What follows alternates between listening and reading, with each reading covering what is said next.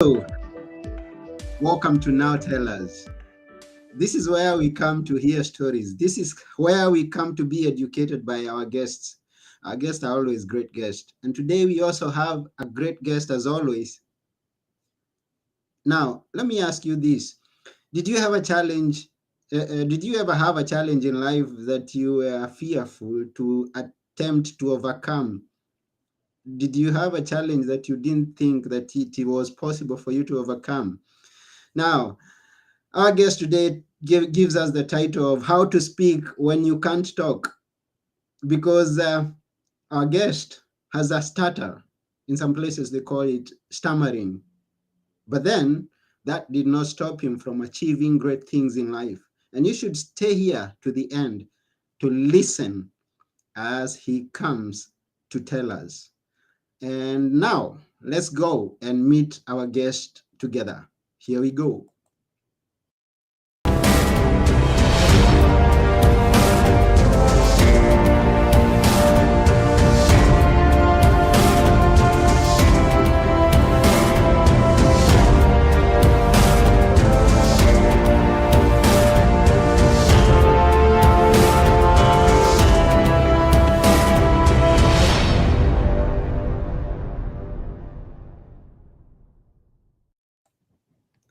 Hello. Hello. Hi, how are Hello, you, Anthony. Vaidya? Thanks for having me on the show, brother.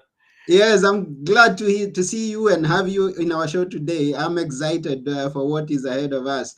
So, to everyone who's out there, my name is Anthony Morore, your host, and we have our guest today who is Raja Vaidya. Woohoo! Thank you. Woo! We are going to Ring the have a victory great time. bell. Oh, yes, we also have a victory bell. That's interesting and that's wonderful. So here we are, and we have Raja, and Raja has come to tell us. Now, tell us, Raja. First, where are you from? I'm from just outside of Philadelphia, Pennsylvania. Okay. Yeah. Is that But where you were born? no, I was actually born in India, just outside of Bombay. Actually, what they went back, and then now it's called Mumbai now. But when I grew up, it was called Bombay. And then, gosh, when I was about three and a half, we came to the States for the first time, and and I've lived here ever since. I've gone back to India many times since then, but it's sort of like I tried to take the best of both worlds and try to live as a positive person in both my American culture as well as my Indian culture as well. That's beautiful. Now, I like that aspect where you point to us that the name of a place can change, and I'm excited by some Yeah, analogy in life. If a name of a place can change, to the one who's listening or hearing or watching us here, uh, your name can change, your situation can change, anything can change. You don't have to live in regret. You don't have to think that you're weak. You can be strong. And Raja is a good example, but he's going to tell us the story. I'm not going to tell it now. He's being called right now. it's a house phone which you don't answer unless Okay. it's the kids. It's fine. Okay. Why did they have to tell? I see many people want to hear what you have to say. They are always calling you to hear your voice. Now, um, you have a starter or a Yes. stammer. Uh, hmm when you were born with it, or at what point I did you realize that, or did people identify the starter in you? I think when I was around 6 or 7 years old, I remember we were moving. When we first came to America, we lived in this really like a diverse elementary school, and everybody played together, all the kids and everything. It didn't matter if you were white, black, Hispanic, Indian, Asian, foreign or domestic. It didn't matter. We were kids. We all played together. It was fun. Hmm. Then when I was seven, we moved to the suburbs, and re that's when I recall my parents taking me to speech therapy and starting this out. And so I think that was around that time when I was 6 or 7 was really when it started. So, and what was strange was at that time they really didn't have a very good understanding about speech disfluencies and stuttering at that time. And so they put me.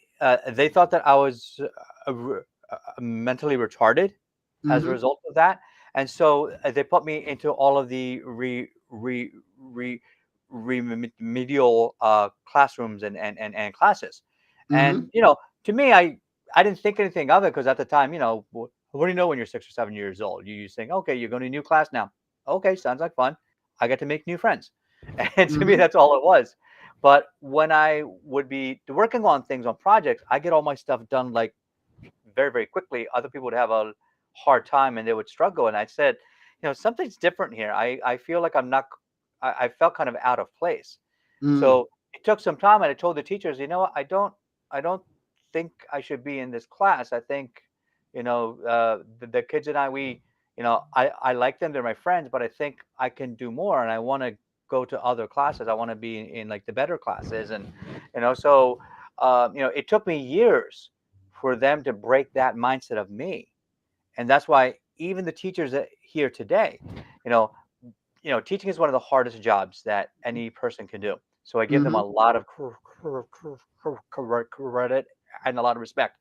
But for me, I remember there were too many closed-minded teachers that kind of thought they knew who you were already, and they already made their opinion of you, and that's it. They weren't going to change it. Well, Mm-hmm. I had to fight to change their opinion of me.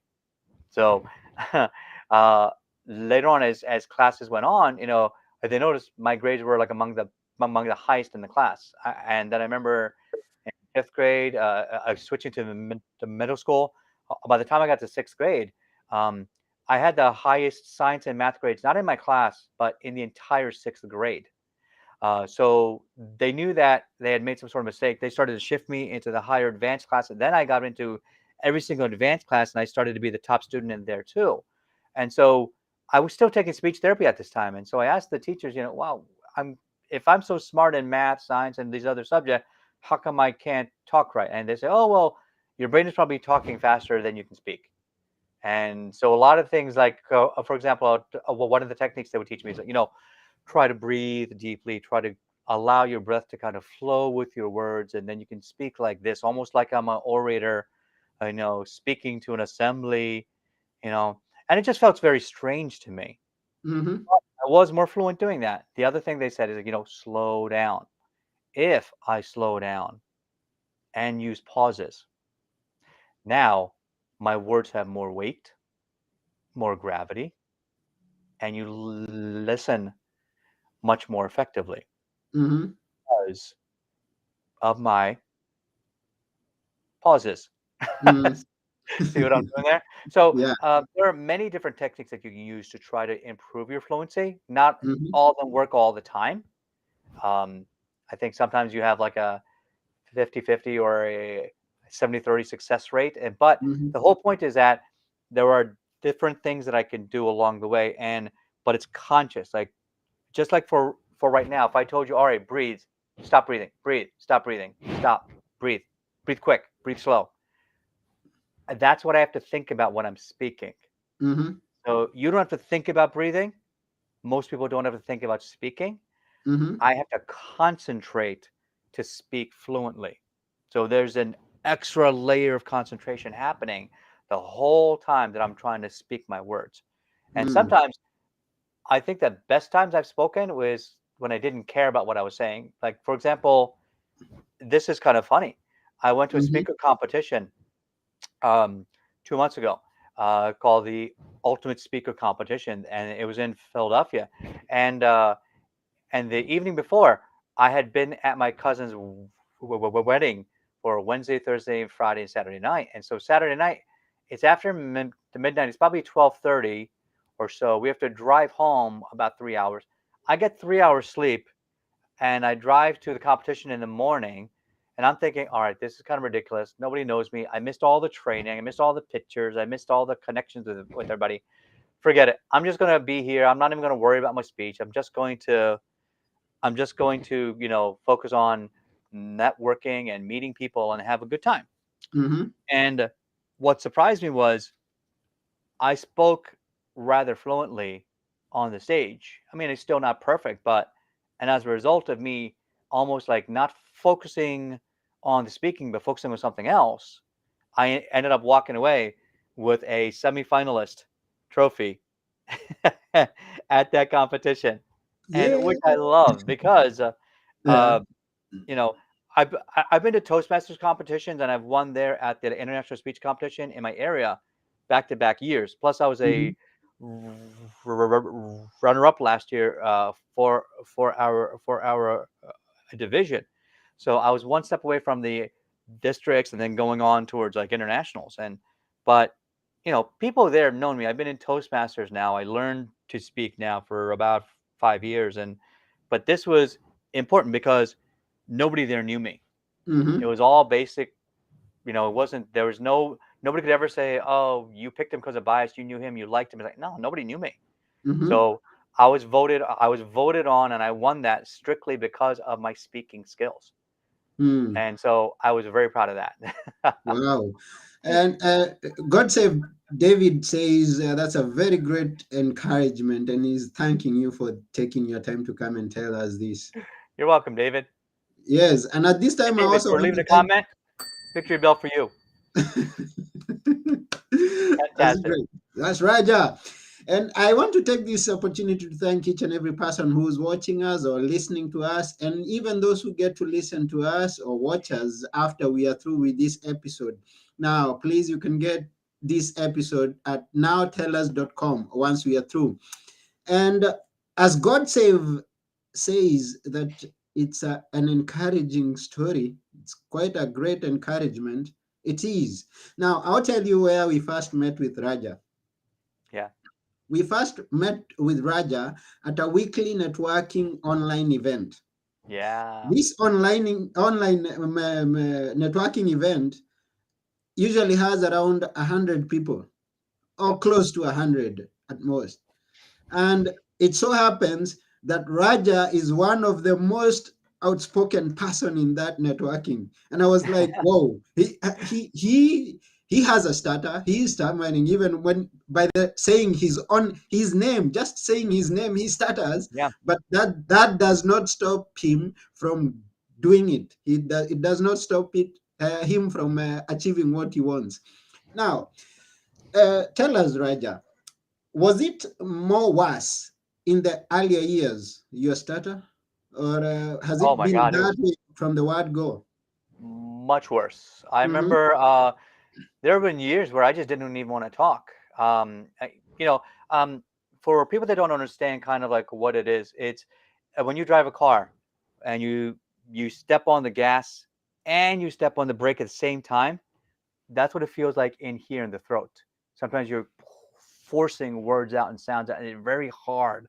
And because you're blocked, so you're trying to just push through that, where you're grinding your vocal cords, and it's exhausting physically. mm-hmm, And you can actually get a sore throat from it doing that. So there have mm-hmm, been days where I'll say, "All right, I got the answer out. That's it. I'm done talking for the day." Or sometimes, I don't talk in the class until that one time when the teacher calls on me, because I know if I try to answer, if I raise my hand more than one time, I'm going to have to grind my voice more times too, and it's physically tiring, and physically I could scratch my throat up. So there was even one time I went to my friend Tim Walker's birthday party, and we were just standing outside on the sidewalk, just chatting. It's a beautiful day, the sun is out, and we're just talking about, I don't know, stuff, and I got into this really hard block, and my throat was locked up for probably 30 seconds, and I couldn't get the word out. Almost couldn't breathe. My face turned red, and I started crying in front of him. mm-hmm, And Tim looks at me and says, "Raja, are you okay?" And I just had to kind of stop and stay away from the whole topic that I wanted to talk about. Say, yeah, and kind of not talk about what I wanted to. And mm-hmm, really, I think that is really the hardest part about stuttering, is that you don't get to be who you want to be. mm-hmm, Sort of like, maybe you have a boss at work that doesn't allow you to be who you want to be, right? Or maybe you have a mm-hmm, parent that's very strict, doesn't let you be who you want to be. But this handicap doesn't let me be who I want to be every single day of my life, mm-hmm, and still to this day. So I still struggle through it, and I go through it. But here's something I would like to share with everyone, because I went through sort of a mindset journey myself in the past 5, 6 years. And so one mm-hmm, of the things I found out was that, people talk about fear and what fear really means. And I talk about it um, with my coaching clients, and I help them, to face their fears and go through their fears, and to understand it. Sometimes fear can be false evidence appearing real. Like if you're afraid of the dark, what are you afraid of it that's in the dark? Your mind manifests something. It creates something in the dark that is scary to you. So we can Mm, find a way to approach that and change that way of thinking. So I do something called NLP, neuro linguistic programming, that helps to rewire your brain processes so you mm, think about it in a different way. So the obstacle or the fear may still be there, but because you think about it in a unique way, in a different way, it's not the mhm, same fear anymore. And now it's something that you can handle. Because for someone to tell you, it's like, oh, that fear is not real. Come on, stop it. Oh, mm, they don't get it. It's the same mhm, reason why some people are afraid of flying, some people are afraid of swimming, some people are afraid of jumping out of a plane, some people are afraid of, I don't know, a lot of things, spiders or something else, right? So, you know, we can't we can't force somebody to change what they're afraid of. mm, We can change their perception of what they're afraid of, and that's part of what I do. So now, especially recently, I heard a couple of months ago somebody was saying on Facebook, fear is face everything and rise. mm, And I love that mhm, because a couple of months ago, when we met in Speakers Playhouse, it was only a couple of months ago. I think back, I found out about Speakers Playhouse in June. I joined the program Playful Out in July. And at mhm, that point, I was only doing one show a week with my program, with my coaching clients, called Freedom Coaching Live, every single week on Thursday nights. And basically staying more towards like entrepreneurial training, how to use Canva, how to use Camtasia, how to set up an autoresponder, how to make money online passively, and what are the four cash flow quadrants, and things like that, like very entrepreneurial style of a show. And mhm, honestly, I was getting a little bored. I wanted to do something else. I wanted more people interaction. And the people that were receiving all the content, they enjoyed the content because it was training content for them, and they mhm, needed it. But I felt like I could do something more. So then in July, I started to say, you know what? Speakers Playhouse offers people who have a podcasting platform or a live stream platform or a restream platform or something like that. And I said, you know what? I could do that with my show. I can interview people. So I started and said, all right, mhm, let me do one a week. And then I got booked out really, really fast. Then I did two a week, 3 times a week, 4 times a week. I was booked out for 3 months doing 3, 4 times a week now. I'm like, wow, this is hard. Each person I had to spend maybe 45 minutes to set up and do all the checks and get their intros and bios and headshots and all these things in the back office that I didn't want to do. So I set up a team to do that. Now I do 10 shows a week on automatic, and I teach other mm, people to do it, because now if you can go from one show a week to 10 shows a week, you 10x your impact and you help the people out there that need it. So what I tell people is that if I can go from one show a week to 10 times my impact and 1,000%, now I decided then in August, all right, at that time, I think I was only doing 3 or 4 shows a week, and everybody was watching live. So it basically became a live case study. So there's mm, no BS, there's no faking it till you make it nonsense. I just said, you know what? I don't know what this means, but I know some people offer programs for $10,000, $15,000 to get you on 100 stages in a year. That's 2 times a week. I think I mhm, can do it faster. Let me try. Let me see if I can do it 4 times a week. So that means that would take me 6 months. All right. Let me see if I can do 100 interviews in 6 months. So that means either on my show or on somebody else's stage. mhm, And so I did it in under 4 months, over mm, 100 interviews. And that final number that I did in 123 days was not 100 interviews, not mm. 110, not 120, not 130. It was 140 interviews Wow, in just over 4 months. wow. So if I can do that and face my fear and come out there, and now my show is a ton of fun. Anthony's coming on my show. He's gonna have a blast too, and we're gonna have a good time. And anybody who like watches my show, it's on the Mindshift Mastery group on Facebook. You'll see it live and just be able to see that, you know, I I I talk to people who focus on subject matter experts in 5 different areas: health, wealth, mindset, faith, and family. And so I Mhm, say, those are the 5 pillars in my book that's going to come out. It's called Unbox Me Today. And do we have a mock-up over here somewhere? Oh, I think I do. Oh Oh, yeah, we'll be yeah. Let glad me to show you see this. it. Yeah. Uh-huh. So, ta-da! Unbox That unbox me. me. This is That's just the a first mock-up. time It's in just a book. piece of paper, on Yeah, like yeah, another yeah. book, but it's going to be unbox me today, Unbox me and today. that's me Wow. on the back cover. Yeah. So my whole info and Uh-huh. everything. So, and what's interesting, um, I have two compilation books that are going to come out first next month.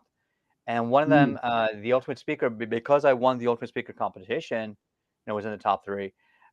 They really wanted to hear my story. They loved my story. They said you have to be in this compilation book. Mm-hmm. So me, as well as I think 10 other authors, we are sharing our story in this book, and it's called the Ultimate Speaker, book. It's the stories behind the speakers, and so that is Mm. going up on a New York Times billboard on Times Square on Wow. December 4th, and Wow. it's going to be a best-selling book.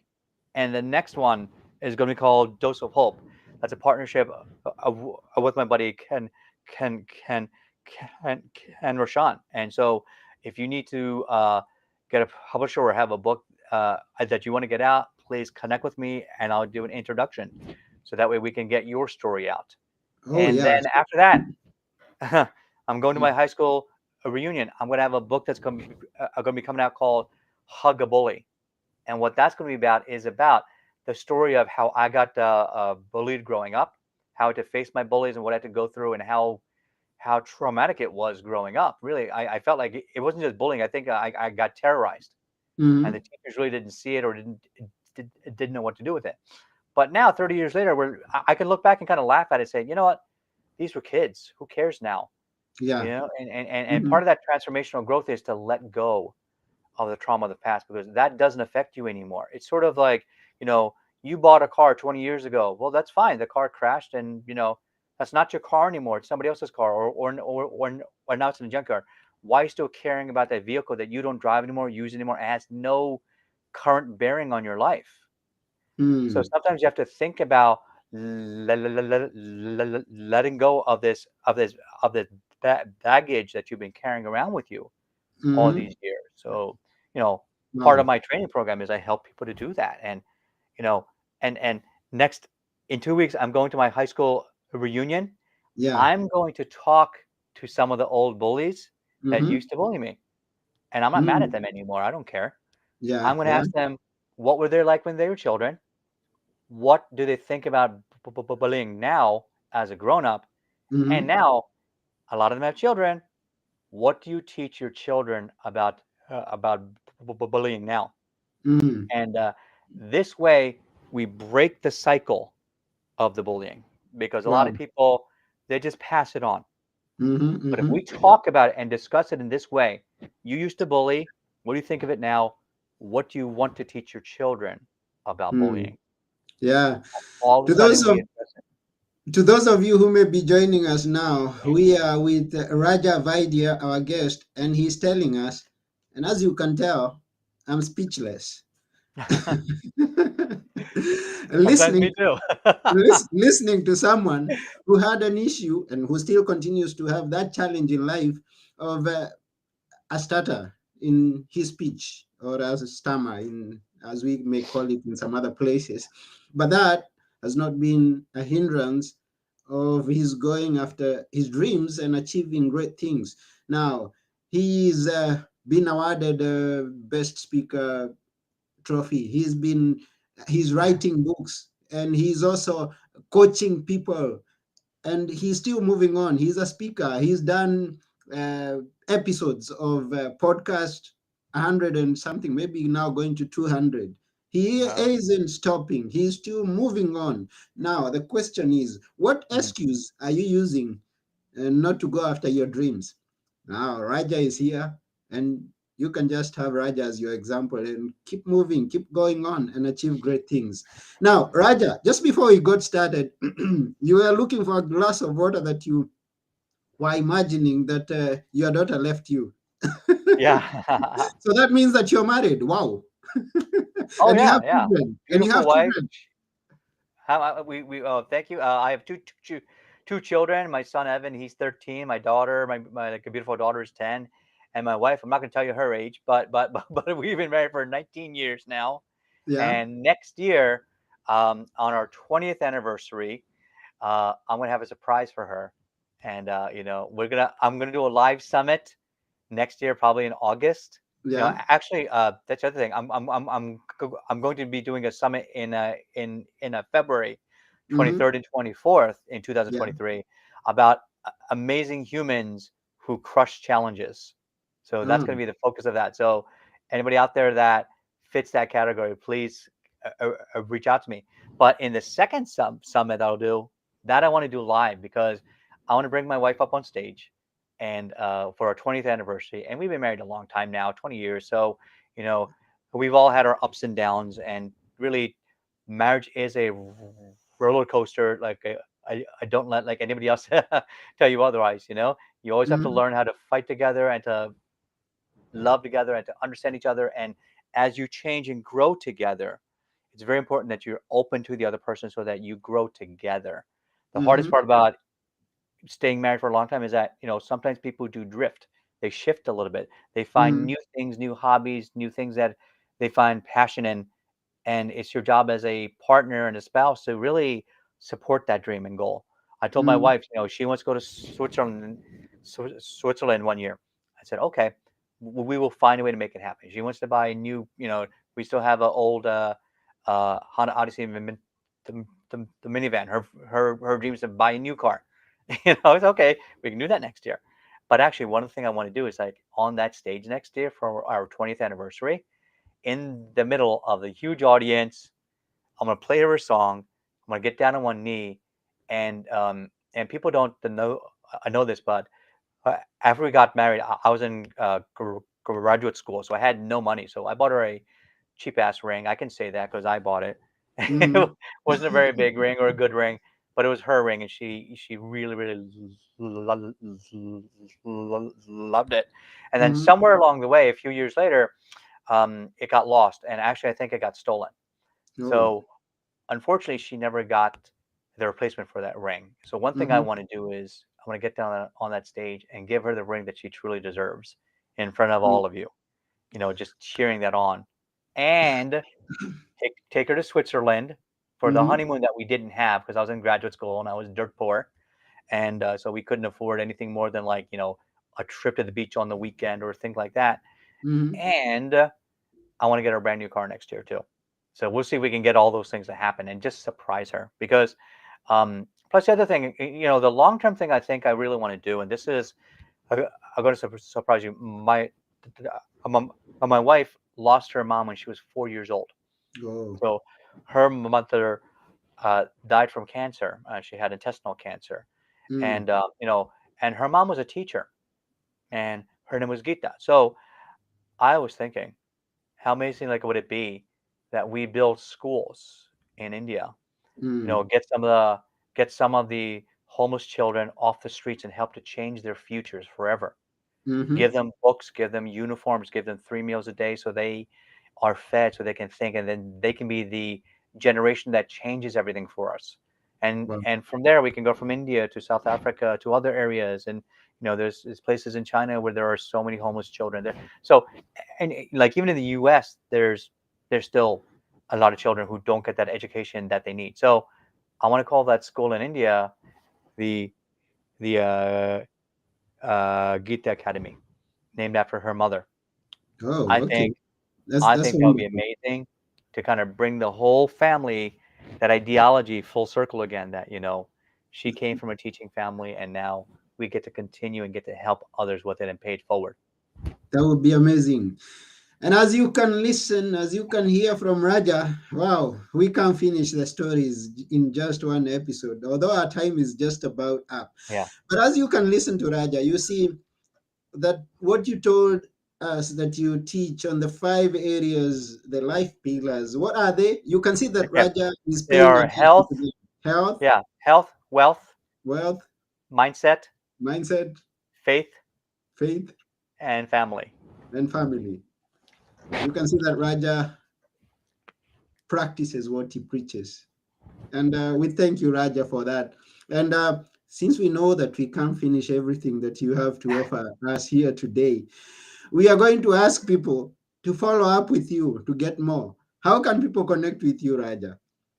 All right. Well, there's two ways. You can either come to my site. It is victorymindsetacademy.com, victorymindsetacademy.com, or I have a Calendly link if you want to be on my show and find out what I do, or just want to talk and find out about what I do, find out about my future summit, find out about my next book project, find out about what I want to do.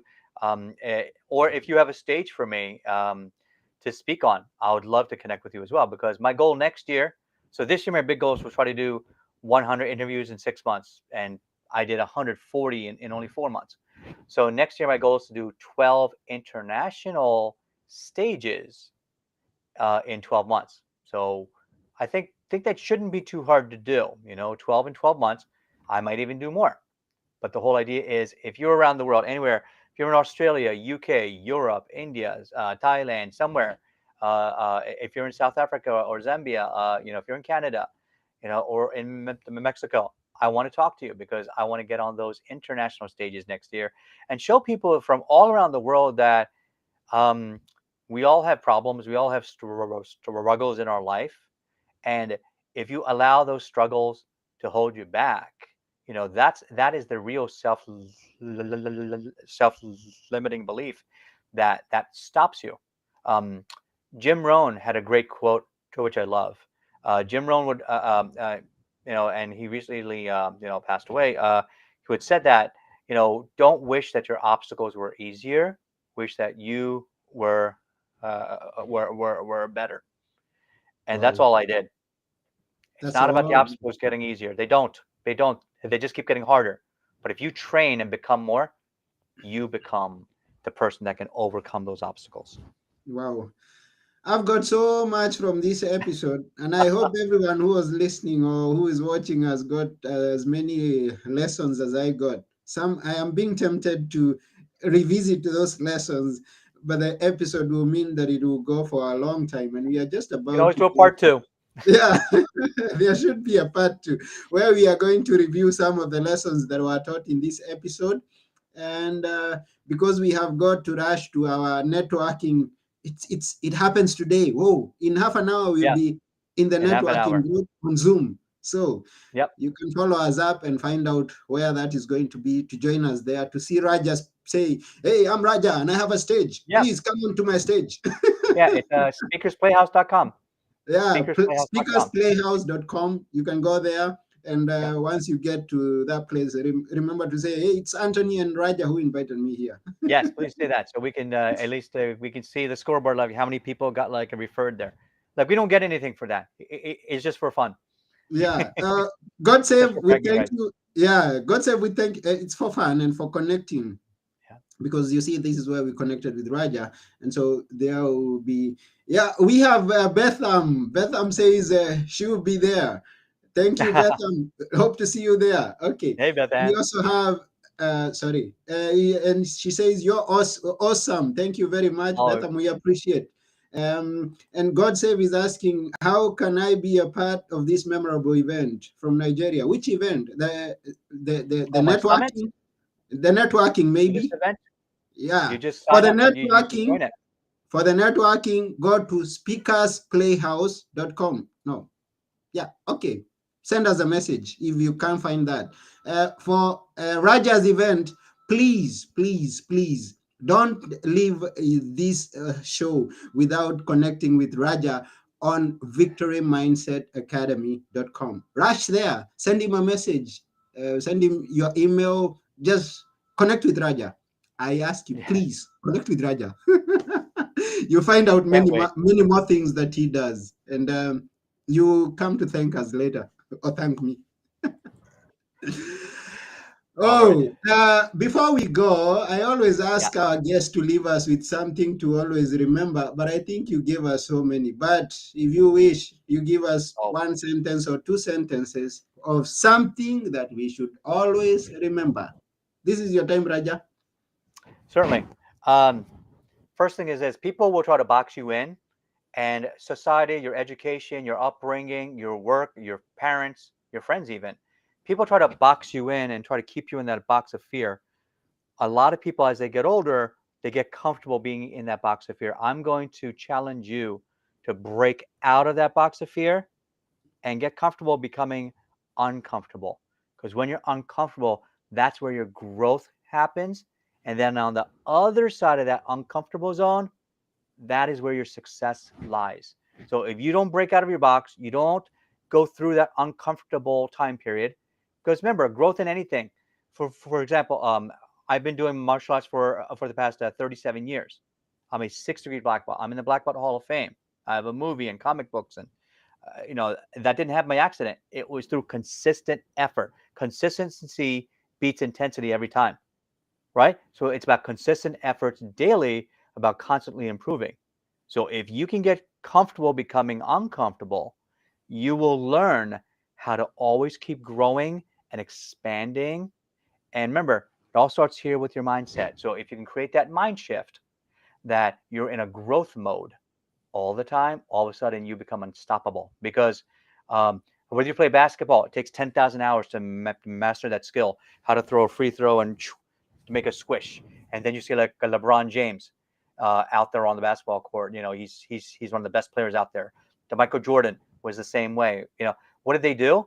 They consistently out trained everybody else around them. That's all I did in karate too. I would come to class 6 days a week, 4 or 5 hours a day. I outtrained everybody around me. Nobody could catch up to me because, for someone else who was coming in twice a week for 2 hours a week, and they were going to compete with my 15 hours a week of training, there was no shot of them catching up to me. This is why I was a world champion at age 16. I was a Olympic qualifier at age 18. And, now I'm a master and I'm in the Black Belt Hall of Fame. And I don't tell you that to brag. I tell you that to show you that I had no natural talent. I worked really hard at it, and you can too. So, there's a phrase I say with all of my coaching clients at the end of my show all the time, and this I can leave you all with. First of all, here's a victory bell for you for all being here. So you are the victors. Second thing is, don't fake it till you make it. Instead, believe it and become it. Believe it and become it. Be comfortable with being uncomfortable. That is coming from Vaidya, the mind shift master. And you just take this example from these 5 minutes, these last 5 minutes. Raja is given an opportunity to speak 2 sentences and he goes on a long story just because he's got so much to give out there. Sorry. I could keep on going for another hour. I'll stop. Yeah, thank you very much, Raja. We appreciate. I mean, we can't get bored listening to you. We appreciate your everything, and unfortunately, we've got to come to the end of this show. Yeah, we've got to go. You got to move As on. We got to move as on. Kimberly says, you got to go. You got to go. So I've Yeah. been your Gotta host, go. Anthony Morore, and together with Raja Vaidya, come meet us at Speakers Playhouse in a short while. Bye for now. Okay. Bye bye. See you all. Yeah.